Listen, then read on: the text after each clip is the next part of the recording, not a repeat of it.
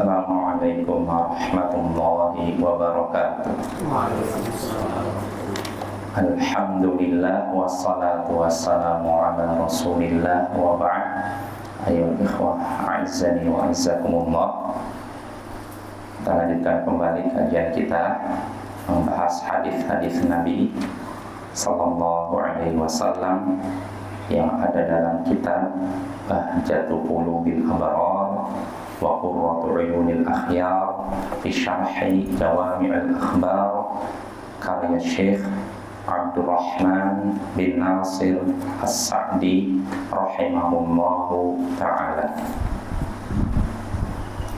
Ya, pada pertemuan sebelumnya kita sampai hadis Nabi sallallahu alaihi wasallam yang ke-13, yaitu dari sahabat Abu Musa Al-Asy'ari, semoga Allah meridainya. Rasulullah sallallahu alaihi wasallam bersabda, "Al-mu'minu lil mu'mini kal bunyan yashuddu ba'duhu ba'dha." Seorang mukmin bagi mukmin lainnya seperti satu bangunan yang saling menguatkan satu sama lain. Wa syabbaka baina asabi'i. Lalu kata Abu Musa Al-Asy'ari, Nabi ketika itu sambil menggabungkan jari-jarinya, menjalin jari-jari begini. Mukmin dengan mukmin lain seperti satu bangunan, saling menguatkan satu sama lain. Hadis ini disepakati kesahihannya. Nah, pada pertemuan sebelumnya kita sudah menyebutkan syarah penjelasan Syekh Abdurrahman bin Nasir As-Sa'di tentang hadis ini. Jadi beliau menjelaskan bahwa hadis ini hadis yang agung. Di dalamnya terdapat kabar bahwasanya orang mukmin sebagaimana disebutkan dalam hadis tadi seperti satu bangunan. Karena itu wajib kaum mukminin bersaudara, saling menyayangi, saling mencintai, saling mengasihi, dan juga berusaha masing-masing muslim mencintai bagi saudaranya apa yang ia cintai untuk dirinya dan berusaha mewujudkan itu.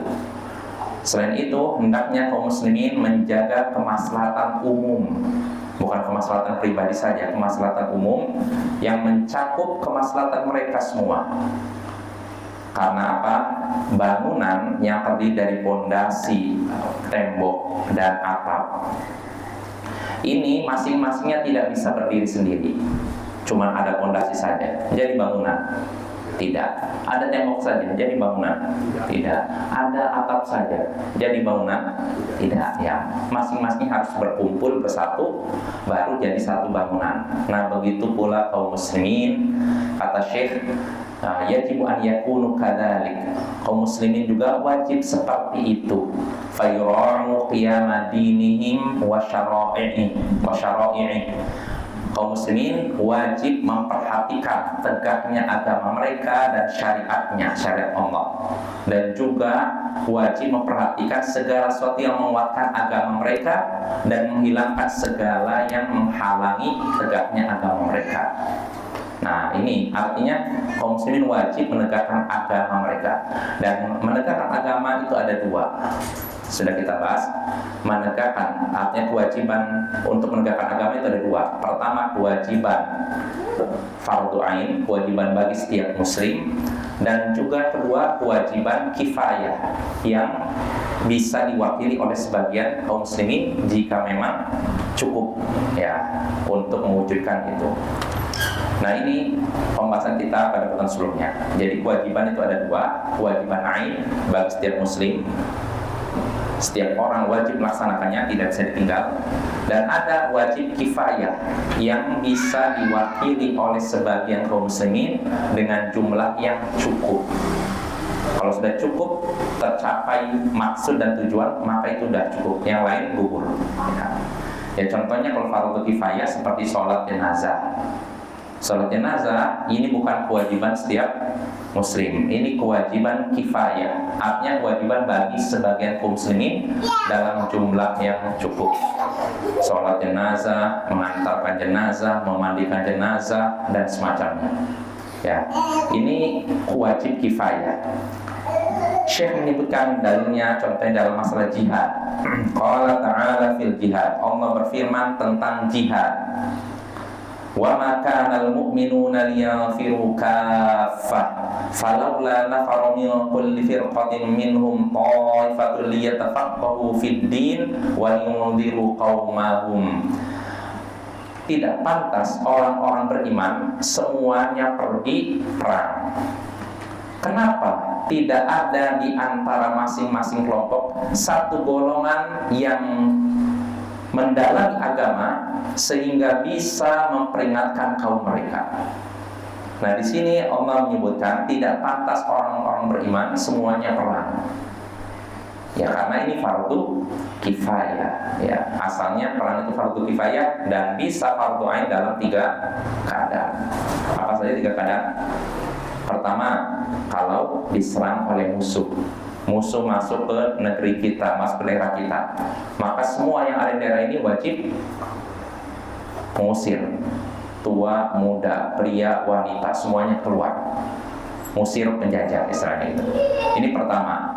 Lalu kedua, kalau pemerintah, penguasa menyerukan jihad, pemerintah mengumumkan bagi rakyat keluarnya, semuanya berperang. Nah, maka dalam hal ini wajib bagi rakyat untuk perang. Ini yang kedua. Yang ketiga, kalau pasukan kaum muslimin sudah berhadapan dengan kaum kafir di medan perang. Ini kasusnya kalau misalkan ada pasukan perang kaum muslimin dikirim ke daerah untuk berperang, dan ternyata di daerah tersebut muncullah pasukan musuh, udah berhadapan kan? Maka kalau sudah berhadapan gini, pasukan yang dikirim tidak boleh mundur. Ya, jika jumlahnya sama atau 1:2. Ya, ada kalau sudah 1:3 mereka boleh mundur ya. Nah, ini wajib fardu ain, nggak boleh mundur. Kalau misalkan jumlah musuh 1 atau 1:2 mundur, nah ini dosa besar, termasuk dosa-dosa yang membinasakan, diantaranya lari dari peperangan, lari dari medan perang ya. Nah, ini 3 keadaan yang mewajibkan, yang mana jihad menjadi fardu ain. Adapun selain 3 keadaan ini, maka jihad ini fardu kifayah. Makanya kalau fardu kifayah berarti bisa diwakili, tidak semuanya terjun ke medan perang. Nah, Allah menyebutkan dalam Al-Quran sini, dalam surat At-Taubah ayat 122, tidak pantas orang-orang beriman seluruhnya perang. Karena kalau seluruhnya perang, nanti siapa yang ngurus pangan? Siapa yang ngurus apalagi misalkan ekonomi? Siapa yang ngurus pabrik-pabrik memproduksi kebutuhan umat? Kalau semuanya perang berarti terbengkalai kan? Nah, maka tidak pantas semuanya perang ya. Karena ini fardu kifayah. Allah nyatakan kenapa tidak ada, atau hendaknya dari masing-masing kelompok yang perang ada beberapa orang yang mendalami agama dan memperingatkan kaum mereka. Artinya begini, kaum muslimin kan misalkan anggap perang nih, pemerintah nyatakan perang kita melawan ini. Nah, walaupun begitu tetap saja harus ada sebagian yang ngurus kemaslahatan kaum muslimin. Di antaranya mempelajari agama dan mengingatkan umat. Nah, di sini juga menunjukkan pentingnya atau besarnya keutamaan belajar agama, karena dikecualikan dari jihad. Jihad amalan besar, tapi walaupun begitu belajar agama dikecualikan. Harus ada yang belajar agama supaya umat tercerahkan. Karena kalau tidak belajar agama, apa yang terjadi? Semuanya perang, ada yang belajar agama. Nanti pas umat yang tinggal, karena semuanya bisa ikut perang, ada yang sakit, ada yang ini dan semacam. Nah, orang yang sakit nanti nanya masalah agama, nggak ada orang, semuanya pada pergi perang, akhirnya terbengkalai. Dan umat ketika jauh dari agama ini lebih parah dibandingkan jauh dari makanan.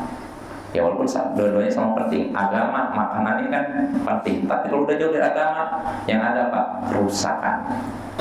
Betul tidak? Makin jauh dari agama itu makin rusak. Ya, buktinya zaman sekarang orang banyak korupsi. Orang korupsi, kira-kira orang ngerti agama? karena jauh dari agama ya. Loh, mereka sebagian mereka ada yang ini kok belajar agama ya, karena mereka melupakan ilmu. Seandainya mereka ingat ilmu yang mereka pelajari, diulang-ulang, mereka mikir-mikir saya mau ngambil hak orang lain. Pertanggungjawaban berat nih, akhirnya terjadi. Nah, karena mereka sudah melupakan ilmu, sibuk dengan dunia, itulah akibatnya korupsi dan melakukan kriminalitas lainnya. Ya, maka harus ada yang belajar agama. Ya, tidak semuanya perang. Ya, ini kalau kondisinya perang, apalagi kalau tidak ada perang. Seperti zaman sekarang ini nggak ada perang, maka kewajiban belajar agama lebih ditekankan lagi. Oleh karena itu Syekh Muqbil bin Hadi Al-Wadi'i pernah berkata, jihad zaman sekarang adalah jihad ilmu, bukan jihad mengangkat senjata. Karena kalau kita angkat senjata dalam keadaan masih seperti ini, nggak seimbang, musuh umat masih terpecah-pecah, terkotak-kotak dengan negara ini, negara itu, nggak dalam satu komando, ya tidak. Gimana kita mau mengusir Yahudi, mengusir musuh, nggak punya kekuatan. Kalau mau dipaksakan, ujung-ujungnya kalah. Jadi jelas Bapak ya, nggak seimbang ya. Harus ada kekuatan yang menyatukan negara-negara Islam, lalu menyerang. Loh iya memang harusnya begitu, ya tapi kenyataannya nggak bisa begitu, karena masing-masing negara punya kepentingan. Bapak ya, contohnya masalah Palestina, dan sejak 1948 sampai sekarang tidak terselesaikan. Karena apa? Ya diantaranya umat sendiri sudah terkotak-kotak. Mau mengharapkan mereka bersatu mengusir Yahudi sulit, karena masing-masing pemimpin negara ini punya kepentingan politik. Sebenarnya kalau mau bersatu mudah itu mereka terkepung, namanya Yahudi terkepung. Satu-satunya negara Islam ini.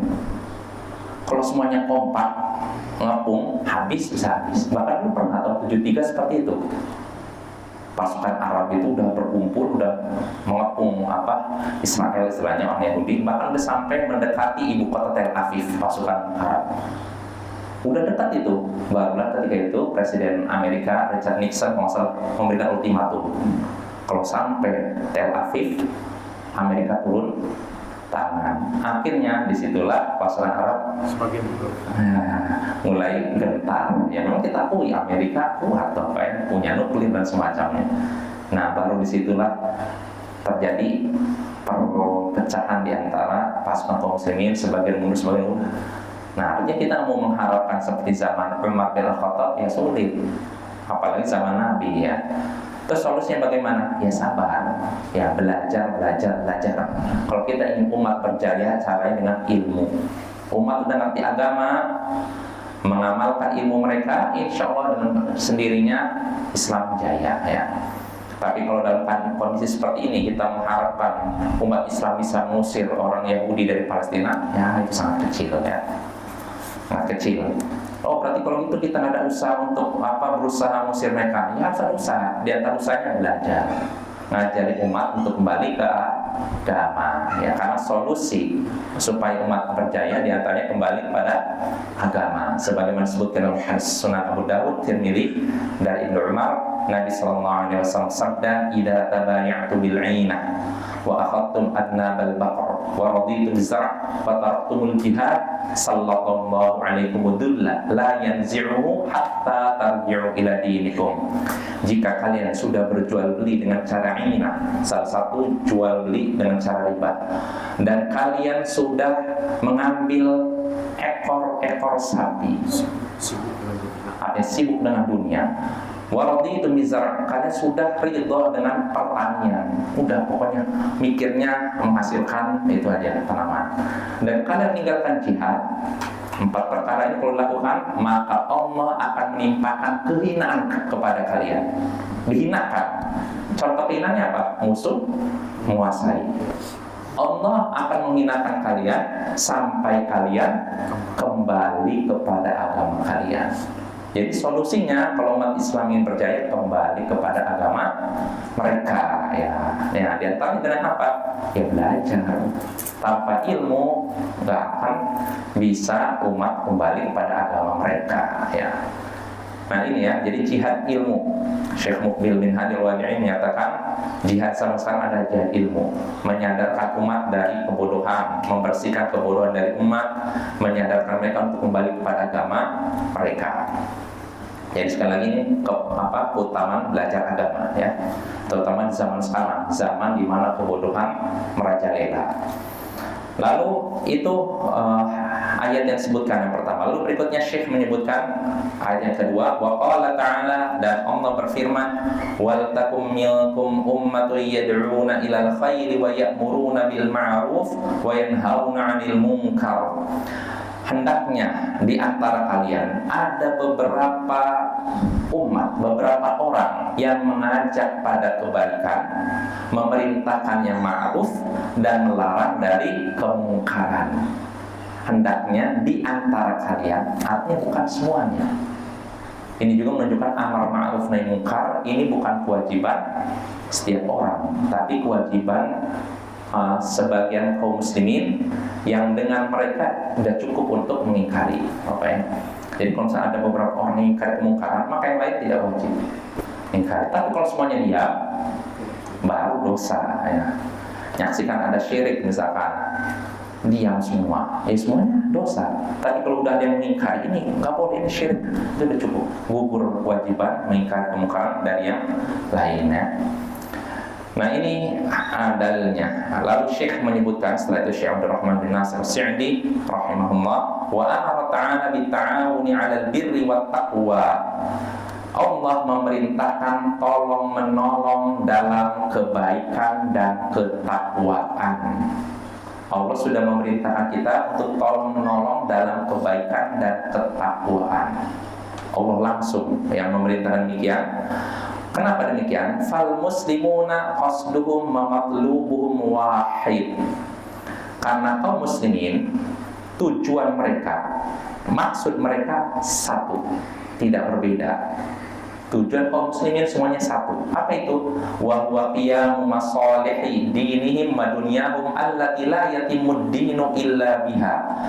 Tujuan kaum muslimin satu, yaitu menegakkan kemaslahatan agama mereka dan juga dunia mereka, kemaslahatan dunia yang mana agama tidak bisa sempurna kecuali dengan melakukannya. Artinya dua nih, kewajiban kita nih, menegakkan agama sama menegakkan dunia yang mana agama tidak bisa sempurna kecuali dengan mengerjakan dunia ini. Ya contohnya begini, kalau menegakkan agama sholat 5 waktu, ya tidak. Nah, menegakkan agama, menegakkan dunia yang menjadi sebab sempurnanya agama, contohnya begini. Misalkan nih, di suatu kampung kita kan wajib sholat 5 waktu.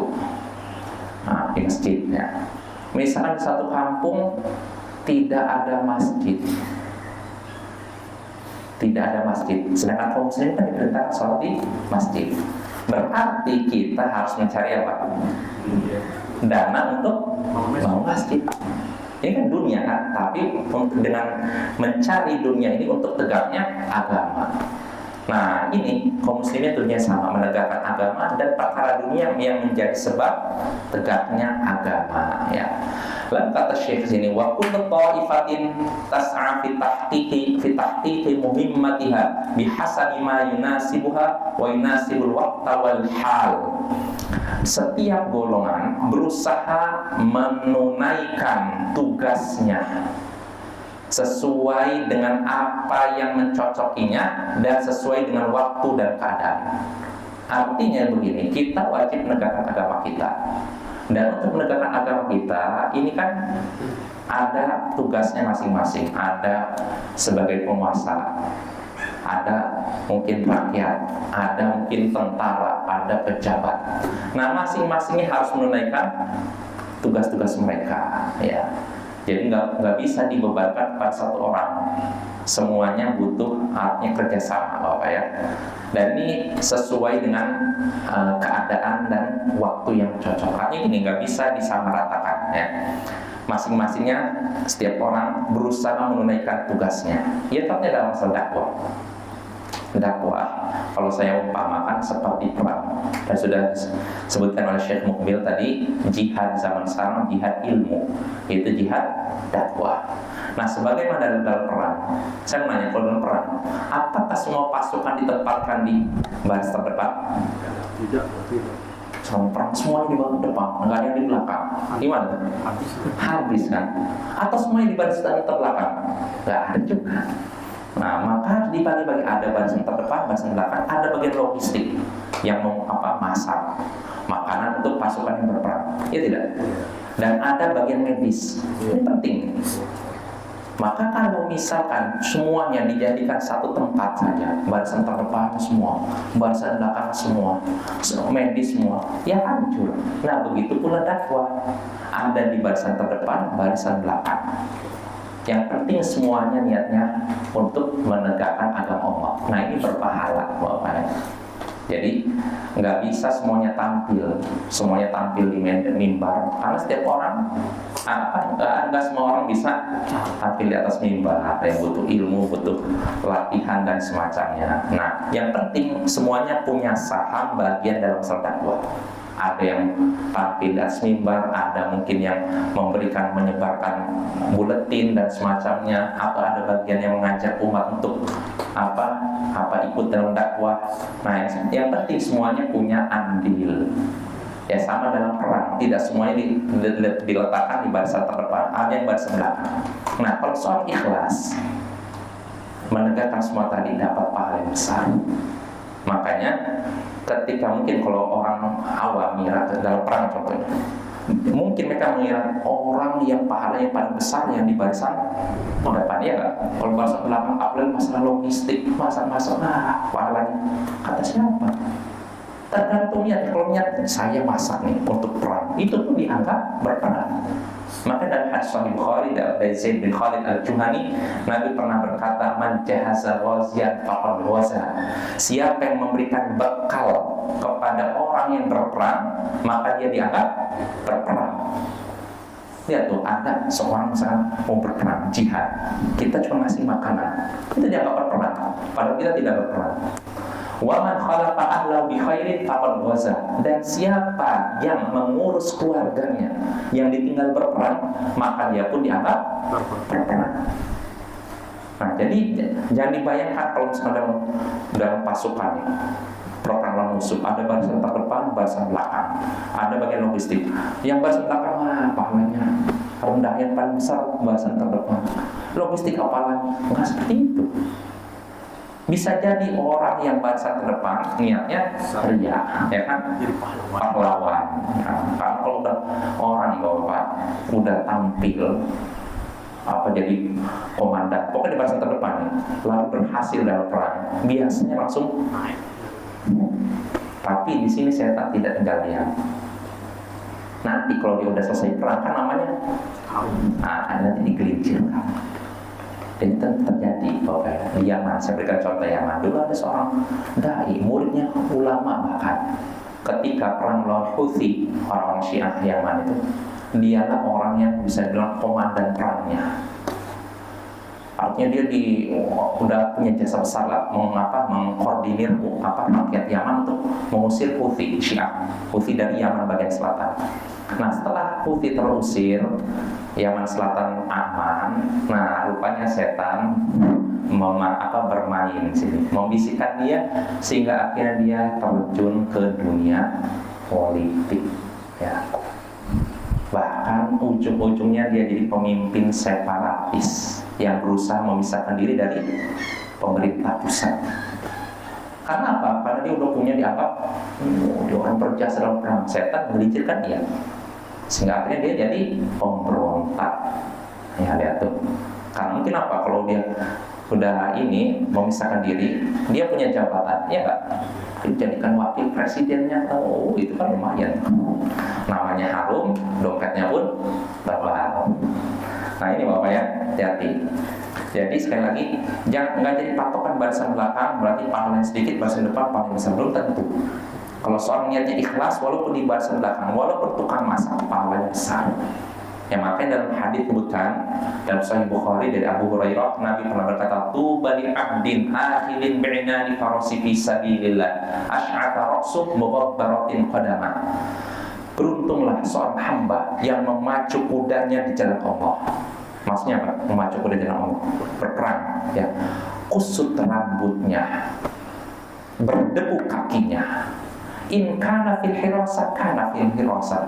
Kalau dia ditempatkan di barisan yang jaga-jaga, dia tetap di situ. Ya. Artinya gitu, kamu gak usah ikut perang, kamu jaga aja di perbatasan. Nah, kalau ditempatkan tempat itu, dia tetap tidak protes jaga.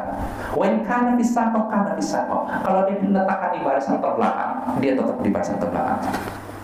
Bukan, masa saya barisan terbelakang, saya pengen terjun perang sana. Nggak gitu. Orang seperti ini kata Nabi tuba. Tuba bisa artinya beruntung, bisa artinya pohon di surga. Nah, ini orang yang ikhlas, dia nggak ingin tampil.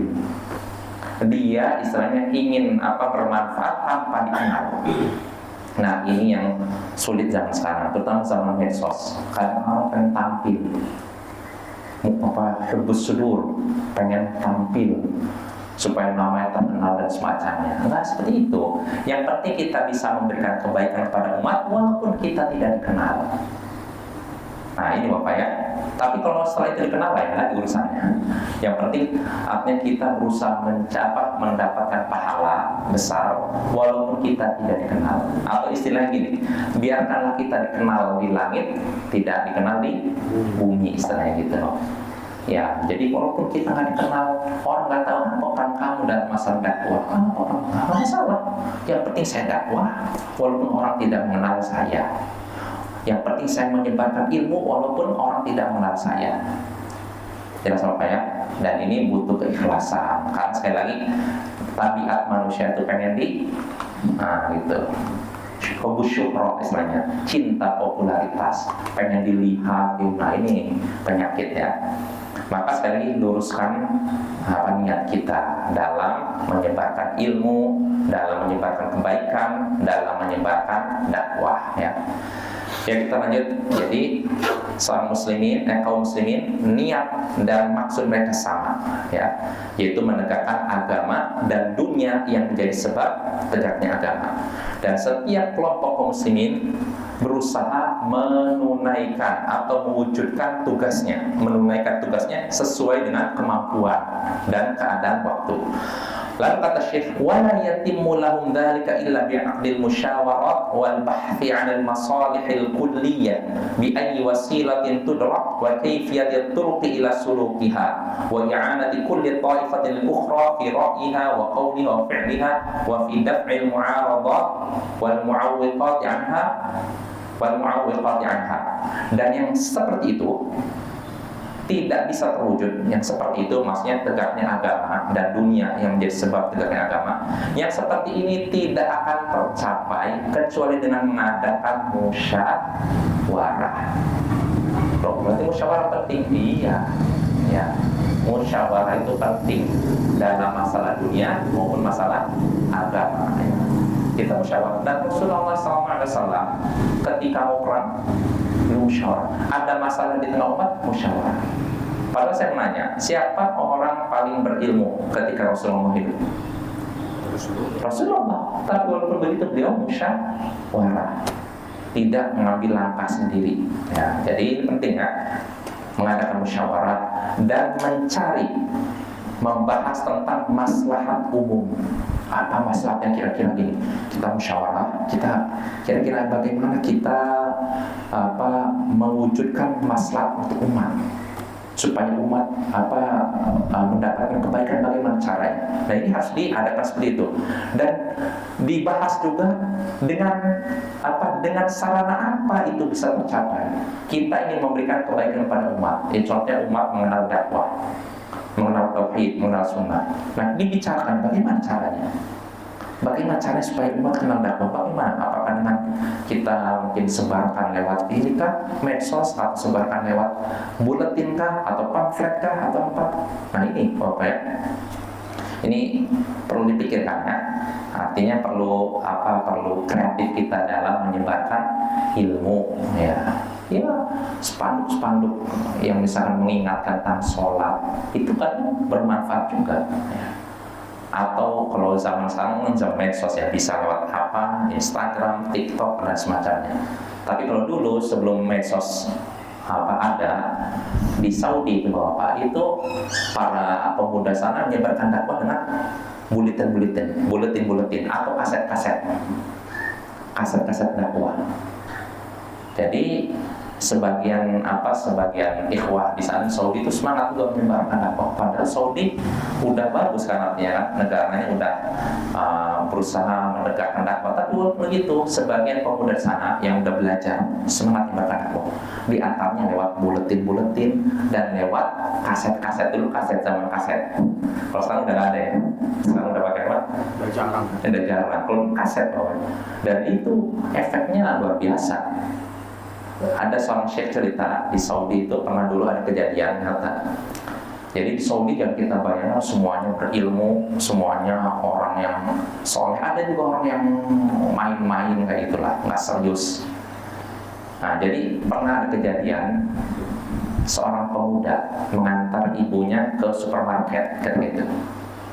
Nah, di tengah jalan, biasanya kalau di lampu merah itu ada beberapa ikhwah, sebagian pemuda membagikan kayak buletin atau kaset-kaset dakwah. Nah, jadi kebetulan si pemuda ini ngantar ibunya, dia berhenti di lampu merah. Ada sebagian pemuda nawarkan itu tadi kaset dakwah. Nah, akhirnya apa? Si pemuda itu yang terima. Terus apa? Langsung taruh aja gitu, nggak disetel, enggak.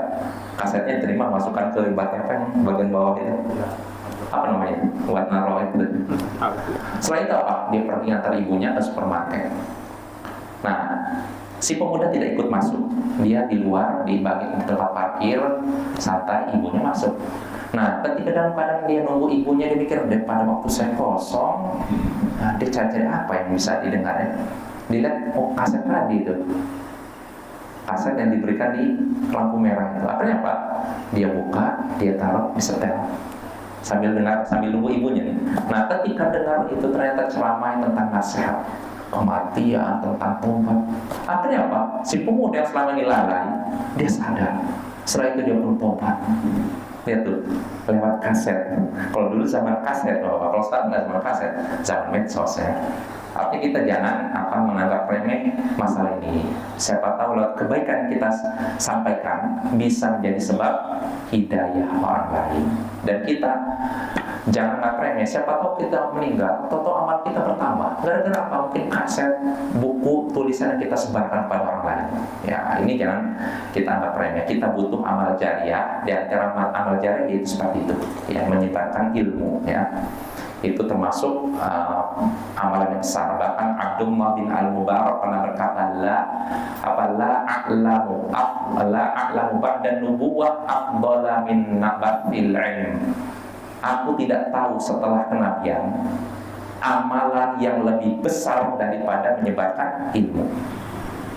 Aku tidak mengetahui setelah kenabian, yaitu setelah amalan Nabi, amalan yang lebih besar pahalanya daripada menyebarkan ilmu. Nah, ini artinya besar pahalanya ya. Maka kita sebarkan ilmu ya. Dengan itu, kalau ilmu tersebar, kebodohan sendirinya akan berkurang. Ya, tapi kalau ilmu tidak disebarkan, kebodohan merajalela ya. Ya semampu kita ya, sesuai dengan kapasitas kita. Ya, kita kembali lagi. Jadi tegaknya agama, tegaknya dunia yang menjadi sebabnya tegak agama, menjadi sebab tegaknya agama tidak bisa terwujud kecuali dengan mengadakan musyawarah, membahas maslahat umum dan membahas bagaimana sarana yang bisa mewujudkan demikian dan cara untuk menempuhnya. Jadi kita ingin umat mengenal ilmu. Bagaimana caranya? Ini kan perlu dibahas kan? Bagaimana? Solusi kreatifnya bagaimana? Itu tentu saja tanpa mengada-ada, tidak melanggar aturan syariat. Bukan dengan cara gimana caranya umat supaya ini kenal ilmu, yang kita kumpulkan mereka, bikin konser. Setelah itu mereka goyang-goyang lalu kita sampaikan ceramah kan. Nah, itu bukan petunjuk Nabi ya. Artinya tetap harus dalam koridor syariat, nggak boleh bertentangan dengan syariat ya. Jadi harus dibahas bagaimana cara mengenalkan umat dengan ilmu. Ya, apakah dengan mungkin berkunjung atau mungkin dengan misalkan seperti di sebagian tempat membagikan buletin atau semacamnya. Nah, ini perlu dibahas ya.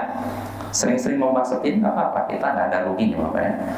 Lalu berikutnya, dan kewajiban berikutnya, dan untuk mewujudkan tadi juga tegaknya agama dan tegaknya dunia yang menjadi sebab tegaknya agama, yaitu dengan menolong setiap kelompok kaum muslimin, menolong kelompok lain dalam pendapatnya, perkataannya, dan perbuatannya, dan dalam rangka menolak pantangan dan rintangan untuk menegakkan agama. Karena untuk menegakkan agama pasti ada rintangan, pasti ada tantangan. Maka ini dibicarakan dan saling tolong satu sama lain. Nah, Syekh menyebutkan di sini, memberikan contoh, faminhum ta'ifatun tata'allaq wa ta'ifatun tu'allim. Di antara kaum muslimin ada sekelompok orang yang belajar dan kelompok yang lain mengajar. Nah, ini dibagi-bagi ya. Wa minhum ta'ifatun takhruju ilal jihad ba'da ta'allumiha li fununil haq. Dan di antara mereka ada sebagian orang, sekelompok orang yang pergi jihad setelah belajar tentang disiplin atau ilmu perang. Ujung-ujungnya apa? Ilmu juga. Makanya kalau orang jihad tanpa ilmu, akan apa yang terjadi? Rusak. Yang terjadi kerusakan demi kerusakan. Ya mungkin saja pembahasan malam ini. Insya Allah pada tahun berikutnya kita lanjutkan pembahasan hadis yang ke-13, yaitu hadis dari Abu Musa Al-Asy'ari, yaitu hadis yang menyebutkan bahwasanya mukmin dengan mukmin lain seperti satu bangunan yang menguatkan satu sama lain. Wassallallahu ala nabiyyina Muhammadin wa ala alihi wa sahbihi ajma'in wa akhiru da'wana alhamdulillahi rabbil alamin. Assalamualaikum warahmatullahi wabarakatuh.